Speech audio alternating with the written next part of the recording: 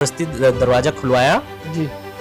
और बोला तुम्हारे खिलाफ शिकायत है और पीछे बैठो। तो उनमें से एक ने मुझे जबरदस्ती खींच के उन्होंने पीछे वाली सीट पे मुझे बिठाया। उस दिन जो मेरे साथ हुआ उस दिन वो मैं अभी तक नहीं भूल पा रहा हूँ। कितने पैसे आपके लिए उन्होंने? फिरौती आपने कितने पैसे से ली? उन्होंने 50 की डिमांड की थी, उन्होंने फिर 30 कहा था, तो लेकिन मेरे घर वाले 29 ही अरेंज कर पाए। अच्छा, सुनते हैं।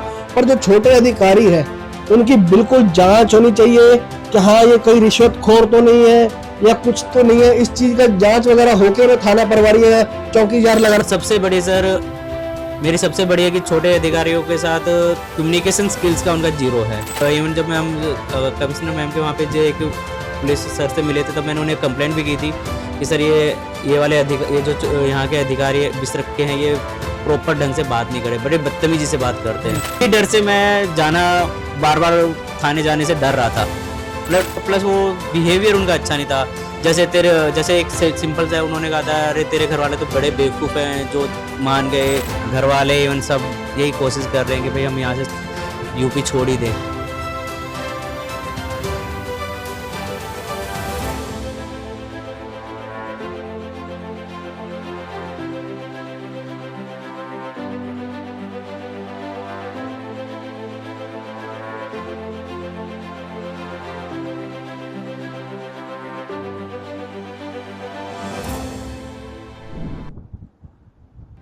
आप देख रहे हैं सत्य भारत टाइम्स।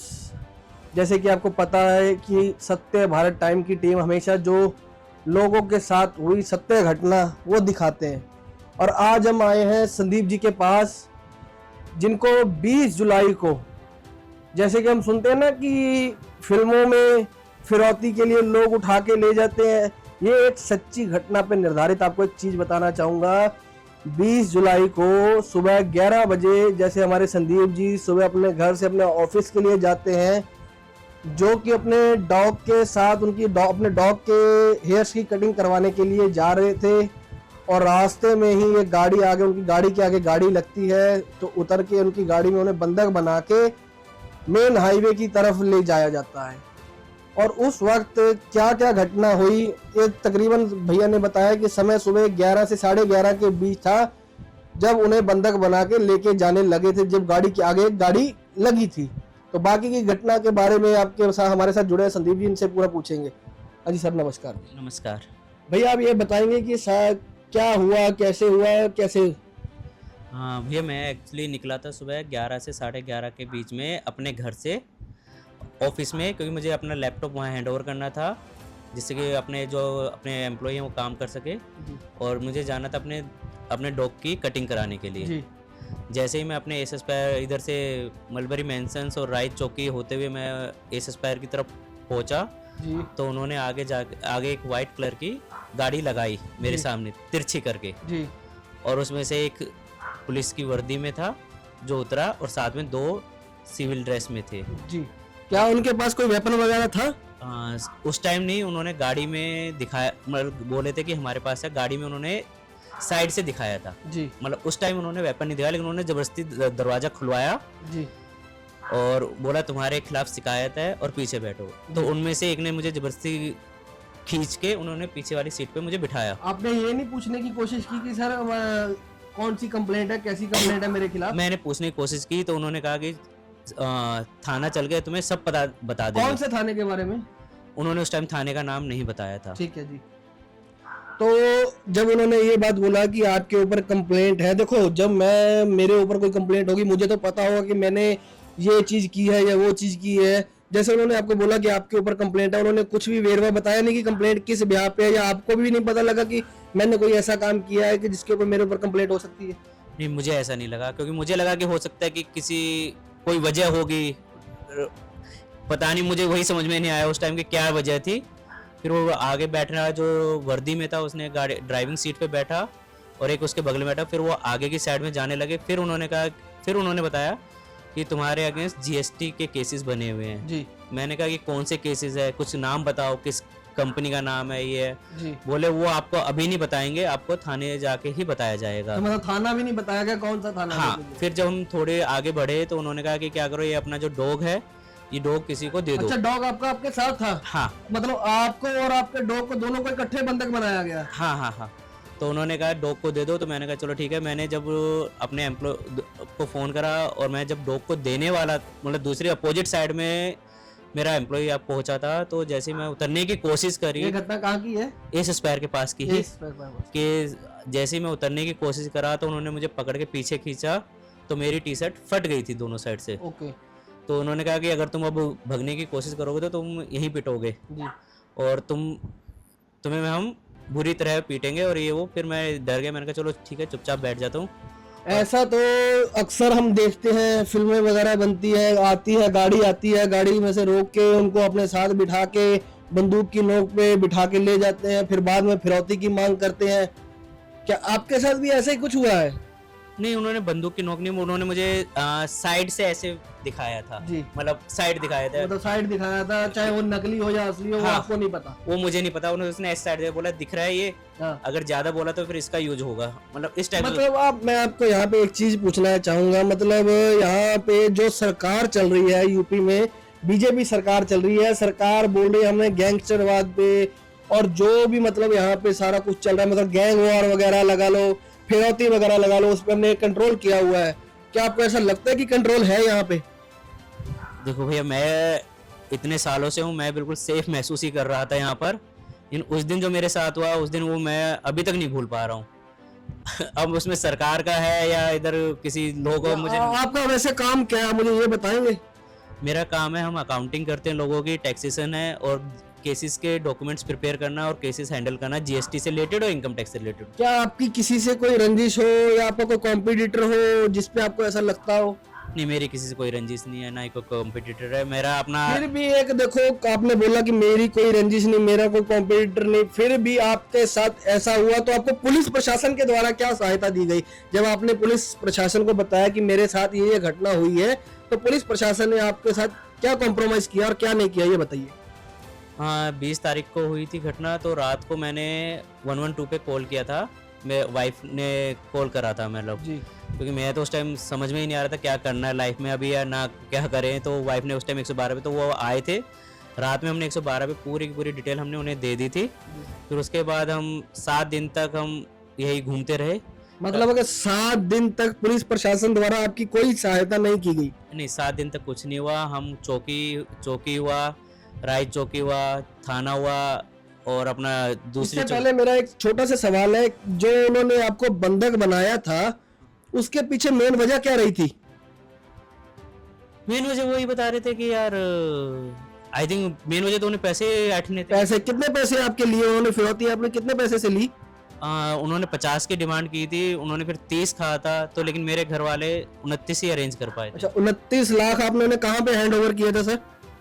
ये आपका एक्सप्रेस वे पे, जो मेन एक्सप्रेस वे है। हाँ ये अपना ये Noida greater Noida express way पे। ठीक है, तो जब आपने किसने पैसे हैंडल किसने किए थे, आपने किए थे या किसी आपके घर वाले ने किए थे? एक्चुअली मेरे ब्रदर ने, एक्चुअली वो उन्होंने पहले जा उतरे थे जो उधर नीचे की साइड में, वहाँ पुलिया है उधर, वो मेरा फ़ोन ऊपर लेके गया था एक पर्सन उनमें से, और उसने लोकेशन मेरे भाई को शेयर की थी, तो कि इस लोकेशन पे आ जाना, यहाँ पे कोई पर्सन खड़ा मिलेगा तुम्हें, उसको तुम्हें पेमेंट देनी है। पेमेंट कितनी थी? 29 लाख। और ये तो बिल्कुल ऐसे जैसे हम देखते हैं कि फिल्मों में कि हाँ मेरा आदमी वहाँ खड़ा होगा, वहाँ पे आप पैसा पकड़ा देना और हम आपके बंदे को ऐसे ऐसे करके छोड़ देंगे। ये बिल्कुल आपको एक लगता है कि मेरे साथ भी एक फिल्मी स्टाइल की तरह हुआ है? अब ये तो क्या है, हुआ तो यही है मेरे साथ, फिल्मी स्टाइल ही कह लीजिए, क्योंकि उन्होंने पूरी प्लानिंग पहले से की हुई थी। और आप भैया ने एक बात बताई कि 7 दिन तक प्रशासन ने हमारा कोई साथ नहीं दिया, हम प्रशासन को जाके अपनी गुहार लगा रहे थे, तो उन्होंने हमारा कोई भी ना रिपोर्ट वगैरह भी नहीं लिखी उन्होंने आपकी? नहीं, मुझे कुछ नहीं मिला था। आप ये देखिए, 7 दिन तक उनको कोई भी FIR कॉपी, कोई भी एक जो कहते हैं ना थाने में जाके लिखती कंप्लेंट देते हैं, उन्होंने वो तक भी नहीं दायर की आपकी, है ना? नहीं। तो यहाँ तक फिर आप पुलिस प्रशासन के होते हुए आप अपने आप को सेफ मानते हैं? जब इतनी बड़ी घटना हो गई, आपकी वो नहीं लिखी जा रही, फिर आप क्या समझते हैं?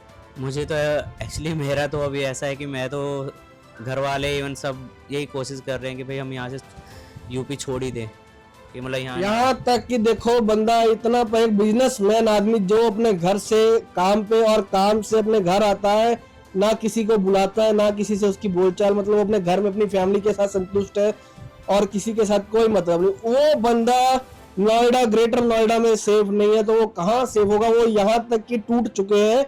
वो बोल रहे हैं कि मैं तो शायद, मेरे घर वाले ये बोल रहे हैं कि हम नोएडा ही छोड़ दो। बिल्कुल यही बात है। यही हो रहा है। वो कह रहे हैं आप हमारे साथ यहाँ दिल्ली में ही आके रहो, वहाँ अकेले रहोगे, तुम्हारे साथ कुछ हो जाएगा तो कैसे हम संभालें। जैसे कि मैंने आपसे पूछा कि आपके जो विधायक है, जो जहाँ पे आप इस समय रह रहे हो, हाँ। यूपी के अंदर, उस विधायक के साथ आपने कोई मेल जोल किया या नहीं किया? नहीं, उनसे हमारी बात नहीं हुई। और आपको जो थाने का प्रभारी था या चौकी इंचार्ज था, किसी ने भी आपकी कोई सहायता नहीं की? नहीं, उस टाइम उन्होंने कोई सहायता नहीं कौन की। इंचार्ज था उस टाइम, जो थाना प्रभारी था? थाना प्रभारी मुनेंद्र सिंह जी थे। ओके, और चौकी इंचार्ज? राहुल। इन दोनों के तरफ से कोई भी कार्रवाई नहीं की जाती है। तो उसके बाद जब ये मामला बड़े अधिकारियों की निगाह में आता है तो वो तुरंत एक्शन करते हैं, एक्शन का रिएक्शन देते हैं, तुरंत टीमों का गठन करते हैं। वो साथ ही साथ उन आदमियों को पकड़ा भी जाता है। कैसे कैसे सारा ये मामला हुआ, ये बताइए। हाँ, एक्चुअली हुआ ऐसे था कि 20 से 26-27 तक नहीं सुना था, तो फिर मैंने सबसे पहले सीएम हेल्पलाइन पे कॉल करी थी जी।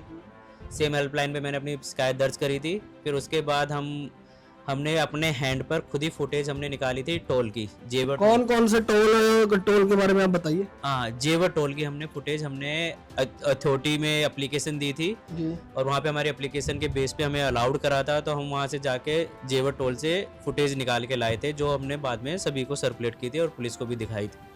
और उसके बाद क्या हुआ? और एक फुटेज हमने मैकडी से निकलवाई थी, जहाँ से वो मैकडी से उसने बर्गर खरीदे थे। मैकडी से इन्होंने बर्गर खरीदे?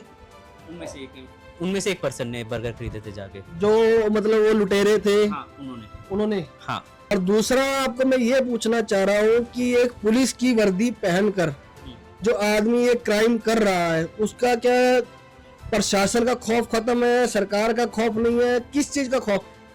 बेखौफ होकर घूम रहे हैं वो लगता ऐसे रहता कि वो बिल्कुल बेखौफ है। वो जिस हिसाब से मुझे यहाँ से लेते हुए सेक्टर, मतलब मेट्रो लाइंस के नीचे से होते हुए सेक्टर 37, फिर Noida express way, greater Noida express way, फिर आप जेवर टोल क्रॉस करके अगले मथुरा टोल से पहले यू टर्न लेके आए हैं वो। जैसे कि पुलिस के उच्च अधिकारी ऐसे बोलते हैं कि हमारी सुरक्षा जो है, जो आम नागरिक की सुरक्षा के लिए हमने सुरक्षा बल तैनात कर रखे हैं, रोड पे नाकाबंदी कर रखी है, चेकिंग कर रखी है। तो आपको एस एस्पायर से आपको उठाया और जहां भी आपको लेके गया, रास्ते में कोई नाकाबंदी नहीं थी? नहीं, कोई नाकाबंदी नहीं थी। आप ये सोचिए ना, आते वक्त उन्होंने टोल ना कटवाने के चक्कर में सिर्फ अपनी फर्जी वर्दी से उन्होंने टोल ओपन करा लिया। इन टोल वालों ने उससे कोई आई कार्ड नहीं मांगा, कुछ नहीं मांगा। कहीं ना कहीं ये प्रशासन की भी ये वो है कि नाकामियत।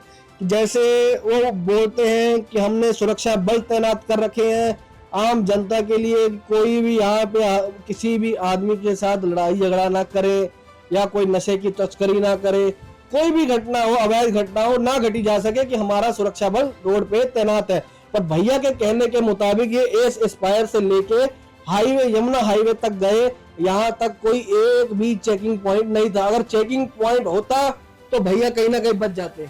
हाँ, तब तो मैं फिर उन्हें बोल सकता था कि ये मुझे जबरदस्ती ले जा रहे हैं। जी। और उसके बाद बाकी की हम बात करेंगे कि किस तारीख को आपकी एफआईआर लॉन्च हुई और किसने, किसके कहने पे ये एफआईआर लॉन्च हुई? क्योंकि आपने तो बताया कि मैं इतने टाइम से कभी कहीं पे जा रहा था, कभी कहीं पे जा रहा था, मेरी सुनवाई कहीं पे नहीं हो रही थी। चौकी इंचार्ज के पास जाता था, चौकी इंचार्ज मेरी बात नहीं सुनता था। किसी एसएचओ के पास जाते थे, थाना प्रभारी के पास जाते थे, वो आपकी बात नहीं सुनता था। तो आपने कैसे किया ये सारा काम अपने बिहाफ पे? सर, सबसे पहले तो हमने वही था 175 पे, सबसे पहले हमने अपनी फुटेज अपने हैंड पे निकलवाई। मैं और मेरे दोस्त उन्होंने मिलके हम फुटेज निकलवा के लाए, जिससे हमारे पास फुटेज आने के बाद हमारा थोड़ा सा कॉन्फिडेंस बना कि भाई हम अब चीज़ें कर सकते हैं। जी। और फिर 3 तारीख को मैंने आईजीआरएस पोर्टल पे मैंने अपनी कंप्लेंट दर्ज की, क्योंकि मेरे पास कोई प्रूफ नहीं था कि मैंने कोई कंप्लेंट करी भी है। तो 3 तारीख को मैंने आईजीआरएस पोर्टल पे कंप्लेंट दर्ज की और उस पर मैंने अपने पूरी पीडीएफ अपडेट करी, जो भी मेरी कंप्लेंट थी। तो 3 तारीख को फिर मेरे पास 6 तारीख को फ़ोन आया, उससे भी इधर से ही चौकी इंचार्ज का आईजीआरएस के लिए, उसने बोला कि क्या है। और फिर जब तक हमने डीसीपी सर को बताते तब तक उन्होंने संज्ञान लेके चीज़ें करवाना बोल दिया था। प्रेशर में थे, 3 दिन काम हो रहा था, लेकिन इन्होंने क्या करा, 8 तारीख को मेरी IGRS क्लोज कर दी। मतलब आप ये देखिए, जब तक हम किसी भी उच्च अधिकारी के पास नहीं जाते तो एक आम नागरिक की ना तो चौकी इंचार्ज सुनता है और ना ही SHO सुनता है, और उनके द्वारा ये बात बोली जाती है। क्या उन्होंने आपको क्या बताया था, क्या बोला था जब आप कंप्लेंट लिखवाने गए थे? कि उन्होंने कहा कि ऐसा जो चौकी इंचार्ज था उसने 8 तारीख को IGRS पे रिप्लाई डाल दिया कि मैं वहाँ गया था जिस जगह से आपको हुआ था। उसने उधर से 2 नर्सरी वालों का रेफरेंस दिया कि इस नर्सरी वाले से बात की थी और इस नर्सरी वाले से बात की थी, और उन्होंने नर्सरी वालों ने कहा कि यहाँ पे कोई घटना नहीं हुई है। मतलब एक तरीके से आपको बिल्कुल ही झूठा साबित कर दिया गया पोर्टल के द्वारा। हाँ, और उन्होंने वो डाल के IGRS पे क्लोज कर दी थी। और फिर उसके बाद हमने जब बड़े अधिकारियों को संपर्क किया 9 तारीख को, तब उन्होंने सबने मिलके ये कंप्लेंट दर्ज करी और FIR भी लॉन्च हुई। आप ये देखिए, IGRS जो पोर्टल की बात कर रहे हैं, कैसे खाना पूर्ति करने के लिए कहां से उठाए आदमी पता नहीं, जिनकी उन्होंने रेफरेंस करके वो कंप्लेंट को बंद कर दिया गया, और उसके बाद बंदा उच्च अधिकारियों के पास जाता है तो उनको मेरे हिसाब से लाइन हाजिर भी किया गया है, मेरे हिसाब से शायद। हाँ, वो मैंने न्यूज़पेपर में पढ़ा है कि उन 3 लोगों को लाइन हाजिर करा है। देखो, मैं तो बिल्कुल प्रशासन को भी, देखो बड़े अफसर बिल्कुल काम करते हैं। जब हम लोग जाते हैं, कोई भी आम नागरिक की भी उनका काम है कि जब आप जाओगे अपनी गुहार लेके तो वो सुनेंगे आपकी, अगर जेन्युइन गुहार होगी तो आप सुनेंगे। और इस पोर्टल को, जैसे आपने बोला कि मैंने सारी कंप्लेंट लिखित में डाली, सारा कुछ में अपने पेपर वगैरह अटैच किए, तो वो कौन आदमी था जिन्होंने ये बोला कि मैंने वहां से नर्सरी वाले से पूछा कि ये तो ऐसी कोई घटना नहीं, जिन्होंने आपको बिल्कुल ही झूठा साबित करने की बताया? ये उसमें लिखा हुआ है एक्चुअली, वो तो शायद वो नर्सरी वाले लेबर क्लास होंगे। नहीं, नर्सरी वाला नहीं, किसके बयान थे? SHO के बयान थे, चौकी इंचार्ज के बयान थे? वो चौकी इंचार्ज ने उसमें अपडेट कराया, उसकी PDF मेरे पास है। वो चौकी इंचार्ज कौन है? राहुल। चौकी इंचार्ज राहुल जी की तरफ से उसमें IRS पे पोर्टल है, IGRS पे पोर्टल है, उसके ऊपर ये बयान लिखा गया कि ऐसी कोई घटना हुई नहीं।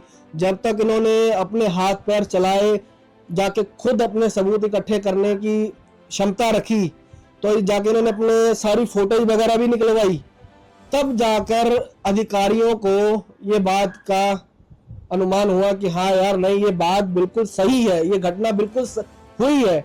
नहीं, अगर इनके पास कोई सबूत ना होता तो फिर तो आपकी कोई बात भी ना सुनता मेरे हिसाब से। नहीं, तब शायद कोई भी नहीं सुनता। और IGRS पे उस क्लोज करने से पहले ही मैं उन्हें वीडियो दिखा चुका था राहुल को। कितनी शर्मसार बात है, मैं कहता हूँ। देखो, प्रशासन के जो छोटे अधिकारी है ना, जो मान लो चौकी में तैनात है, देखो समय समय पर, मैं तो ये बात बोलता हूँ, समय समय पर आके बड़े अफसरों को निरीक्षण करना चाहिए कि हाँ ये लोग काम कर रहे हैं या सिर्फ खाना पूर्ति करने। क्या आप इस बात से सहमत है या नहीं? बिल्कुल नहीं, मैं कहूँगा बड़े अधिकारी तो अच्छे हैं। मैं तो वो भी बात, आप जो आपने बात बोली कि बड़े अधिकारियों को जब तक मैंने बताया नहीं, बड़े अधिकारियों के पास मैं कंप्लेंट लेके गया और सारे अपने प्रूफ वगैरह लेके गया तो उन्होंने तुरंत एक्शन किया। मैं वो बात नहीं कर रहा, मैं ये बोल रहा हूँ जो छोटे थाना में प्रभारी लगे हैं, जो थाना प्रभारी है या चौकी इंचार्ज है, इनका समय समय पर निरीक्षण किया जाना चाहिए बड़े अफसरों के द्वारा। हाँ, करा जाना चाहिए, ये तो करा जाना चाहिए ना। हाँ। कि ताकि जो वहां पे आ रहे हैं उनकी सुनवाई हो रही है। देखो, ये तो चलो आज आपके साथ हुआ, कल इसका शिकार कोई और भी हो सकता है। तो इसके लिए, इस चीज को रोक डालने के लिए आप सरकार को और प्रशासन के बड़े अधिकारियों को क्या कहना चाहेंगे? मैं तो ये कहूँगा कि सर, छोटे इनकी अकाउंटेबिलिटी होनी चाहिए। और मेरा एक जो पर्सन है, कंप्लेंट बॉक्स हर एक जगह होना चाहिए। एटलीस्ट हम कंप्लेंट बॉक्स डाले तो वो आप बड़े अधिकारी ही खोले उसे आके, क्योंकि इनकी कुछ ना कुछ हो। और अपना यूपी के लिए तो मैं सबसे अच्छा कहूँगा कि IGRS पोर्टल ऐसा है कि वहाँ पे हर एक सरकारी विभाग के हम कंप्लेंट डाल सकते हैं, जो मैंने भी डाली थी। देखो, सरकार जो है, CM माननीय योगी जी, उन्होंने बहुत कुछ क्राइम भी यहाँ से खत्म किया है यूपी से। ये नहीं बात है कि हम बोले कि बिल्कुल ही नहीं उन्होंने कुछ किया। उन्होंने क्राइम के ऊपर भी ठल डाली है, उन्होंने गैंगस्टर वाले जो फिरौती मांग है सभी के लिए ठल डाली है। हम आपकी आवाज़ CM योगी जी तक पहुंचाना चाहते हैं कि देखिए, अभी भी आपके विभाग के जो पुलिस विभाग के छोटे अफसर हैं, वो कैसे एक आम नागरिक के साथ सलूक करते हैं। हम ये उन्हें दिखाना चाहेंगे कि आपके जो छोटे अधिकारी या बड़े अधिकारी जो भी लगे, वो सारे सुनते हैं हमें भी इस बात का पता है कि बड़े अधिकारी सारे सुनते हैं, पर जो छोटे अधिकारी है उनकी बिल्कुल जांच होनी चाहिए कि हाँ ये कोई रिश्वतखोर तो नहीं है या कुछ तो नहीं है। इस चीज का जांच वगैरह होके उन्हें थाना प्रभारी या चौकीदार लगाना चाहिए। हाँ, यही होना चाहिए वैसे उनके साथ कि भाई प्रॉपर हो एक्चुअली। और सबसे बड़ी सर मेरी सबसे बड़ी है कि छोटे अधिकारियों के साथ कम्युनिकेशन स्किल्स का उनका जीरो है। फोन आपने जब उन्हें फोन किया तो आपके फोन वगैरह उठाते थे कि नहीं उठाते थे? नहीं, फ़ोन तो उठाते थे मतलब, लेकिन उनका बर्ताव मैंने इवन जब मैं हम कमिश्नर मैम के वहाँ पे जो एक पुलिस सर से मिले थे तब मैंने उन्हें कंप्लेंट भी की थी कि सर ये वाले ये जो यहाँ के अधिकारी बिस्तर के हैं ये प्रॉपर ढंग से बात नहीं करे, बड़े बदतमीजी से बात करते हैं। तो वो मुझे हर्ट हुई थी वो चीज़। कहीं ना कहीं एक आम आदमी इसी डर से मैं जाना बार बार थाने जाने से डर रहा था, मतलब लिटरली कहीं ना कहीं आपको ये डर हो गया था कि ये कहीं मेरे ऊपर उल्टी कार्रवाई ना कर दे, उल्टा मुझे ही फंसाने की कोशिश ना कर दे, इस तरीके का कोई डर बैठ गया? ये भी डर बैठ गया था और प्लस वो बिहेवियर उनका अच्छा नहीं था। जैसे एक सिंपल सा उन्होंने कहा था, अरे तेरे घर वाले तो बड़े बेवकूफ़ हैं जो मान गए। किसी भी अधिकारी को किसी के घर वाले के खिलाफ बोलने का कोई अधिकार नहीं बनता। मैं अपनी शिकायत लेके गया हूं तो उनका फर्ज बनता है कि आप शिकायत लिखें और उसे वेरीफाई करें। मुझे तो आपने बताया कि वेरीफाई भी नहीं किया, बिना वेरीफाई किए एक पोर्टल जो कि सीधा माननीय मुख्यमंत्री जी के पास चलता है, उनके ध्यान में चलता है, उन्होंने नीचे एम्प्लॉय वगैरह जो भी रखे उनके ध्यान में चलता है कि ये कुछ हो रहा है यहाँ पे, उसको झूठा साबित कर दिया, इन आदमी को झूठा साबित कर दिया कि ऐसी कोई घटना हुई नहीं है। और फिर जब 9 तारीख को बड़े मतलब हमारे डीसीपी सर ने जब संज्ञान लिया और इस चीज़ की कार्रवाई की और एडीसीपी सर और डीसीपी सर पर्सनली मिले भी और उन्होंने मेरी पूरी बात बड़े ध्यान से सुनी और एक्शन लिया इन सब का। और मेरे साथ जो 5 टीमें गठित करके उन्होंने बताया था कि भाई 5 टीमें गठित है, अब आपको 2 से 3 दिन में न्याय मिल जाएगा।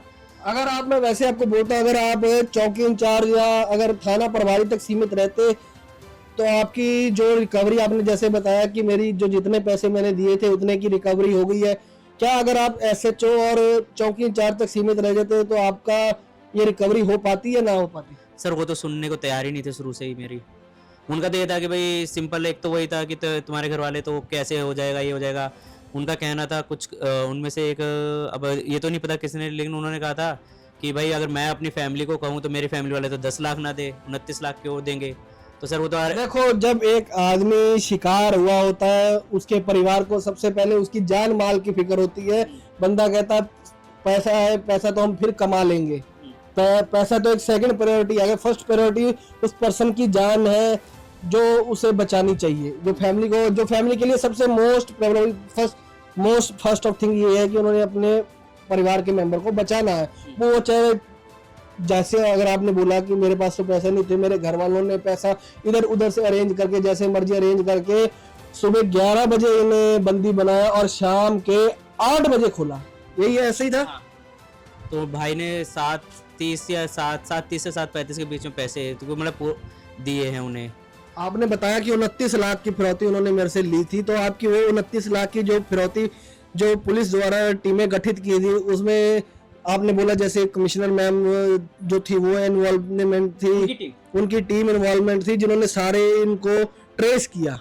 जब तक वो आपने सारे उन्हें प्रूफ वगैरह ला के दिया, बाकी उन्होंने अपनी छानबीन करके उन्होंने सारा कुछ किया। हाँ, और उससे पहले भी 2-3 दिन से टीम लगी हुई थी, वो अपने हैंड पे कर रही थी, लेकिन चौकी इंचार्ज ने अपनी जल्दबाजी में वो क्लोज करी थी। चलो, मैं आपकी उस कंप्लेंट के बारे में, मैं जो देख रहे दर्शकों को और जो हमारे माननीय मुख्यमंत्री जी की और माननीय कमिश्नर मैम और डीसीपी सर को मैं ये बात कहूँगा, ऐसे जो भी कार्य करते हैं, जो पुलिस अधिकारी ऐसे कोई भी कार्य करते हैं, उनके ऊपर तुरंत एक्शन किया जाना चाहिए। एक तरीके से आपने तो अपनी आंखों से ये देखा है कि उस गाड़ी में सब इंस्पेक्टर बैठे हुए थे, जिस गाड़ी में आपको किडनैप करके लेके गए थे, आप ही की गाड़ी में आपको किडनैप करके लेके गए थे, और उसके आगे सब इंस्पेक्टर बैठा हुआ था। कहीं ना कहीं मन में सवाल तो उठा होगा ना कि हाँ यार, प्रशासन का अधिकारी है तो प्रशासन के ऊपर तो आपका ख्याल उठा होगा कहीं ना कहीं। नहीं, ये तो मुझे लग रहा था कि यार ये कहाँ किसी ना किसी से है कि पुलिस वाला है, मतलब है भी या नहीं भी, वो मतलब उस टाइम तो दिमाग बस चल रहा था। एक बार जब उसने मारने की धमकी दी कि भाई तुम्हारा रास्ते में एनकाउंटर, उसके बाद सर देखो मैं ब्लैंक हो गया था। वो तो बड़ा देखो, मैं भी आपकी जगह का कोई भी हो वो पर मैं आपको ये बात का बहुत ही बड़ा वो कहना चाहूंगा कि आपने इतना बड़ी चीज से आप निकल कर आए हैं, भगवान ने आपकी रक्षा की है। देखो कहते हैं ना, मारने वाले चाहे लाख हो, जब तक भगवान नहीं चाहेगा तब तक कुछ नहीं। तो पैसा था, पैसे की भी आपकी रिकवरी करवा दी है। और आप पुलिस प्रशासन के जो उच्च अधिकारी हैं उनके बारे में आप क्या कहना चाहेंगे? नहीं, मैं उनको हमेशा उनको थैंक्स ही कहूँगा। DCP sir, additional DCP sir मतलब जो थे, उनको मैं थैंक्स कहूँगा कि जो उन्होंने इतनी जल्दी कार्रवाई करके इन सबको पकड़ा। आप देख रहे हैं, जैसे कि आपको वो भैया संदीप जी ने बताया कि सारी मेरे पैसे की रिकवरी हो गई है। जब तक मैंने DCP rank, commissioner level, ADCP तक बात अपनी नहीं लेके गया, तब तक नीचे वाले एसएचओ, थाना चौकी इंचार्ज वगैरह ने किसी ने कार्रवाई नहीं की।